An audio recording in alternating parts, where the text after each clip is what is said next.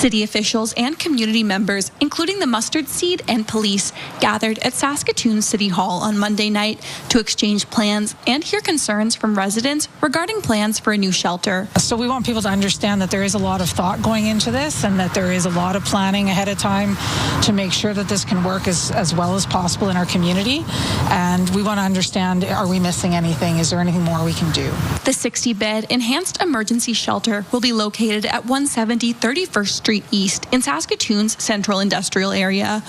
While a 250-meter distance is required between the shelter and the nearest school, residents voiced concerns regarding the shelter being too close to neighboring schools and the Harry Bailey Aquatic Center.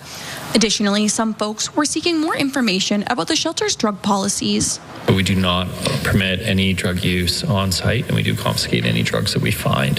So we do a safety check on them to see whether or not they meet the criteria of whether they're safe. And if they do not meet that criteria, we would usually call the police. Meanwhile, some folks expressed that the capacity of the shelter won't be enough as the colder months grow closer. There's 3,000 homeless people out there, never mind the pit count. 60 days, not even, there's going to be snow on the ground, and you have room for how many people? What about the rest of them? As for what's next, the city will be passing along the information gathered to the province as it works to have the new shelter operational before the closure of Saskatoon's temporary shelter, which will happen in September of next year. And then they're going to incorporate what they need to into a tender to release this fall.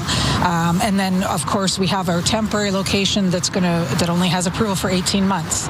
So we're all working to ensure we have a new shelter operational by that 18 months. Hallee Mandryk, CTV News, Saskatoon.